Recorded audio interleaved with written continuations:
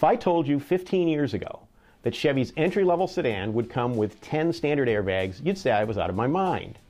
That many airbags is too expensive for a car that has to compete with the Corolla and the Civic. And in 1996, it was too expensive for a Cavalier.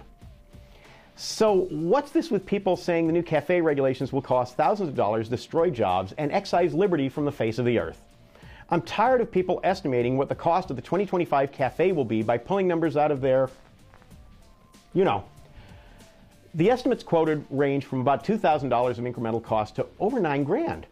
The problem is the absolute cost will be determined by technology, some of which hasn't been invented yet. Some of these technologies will have significant cost reductions as they are developed. And this has happened before.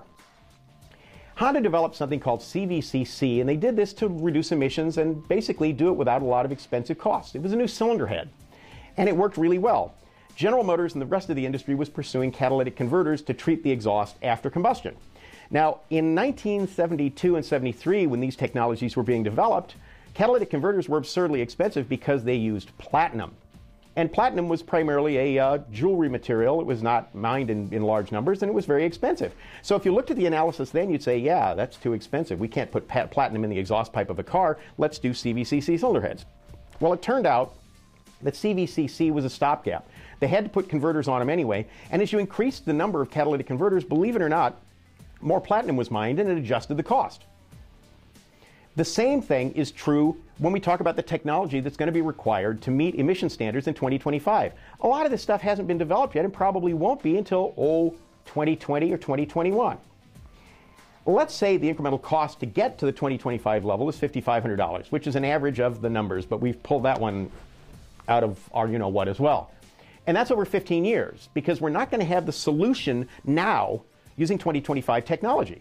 So it works out to less than $370 a year.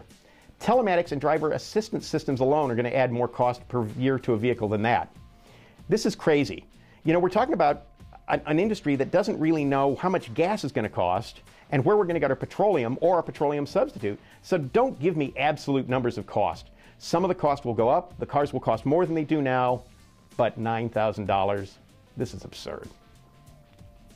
Dow Automotive Systems, driving solutions in automotive, commercial transportation, and aftermarket with innovative products like Betamate structural adhesives. Lighter, stronger, safer. DowBetamate.com.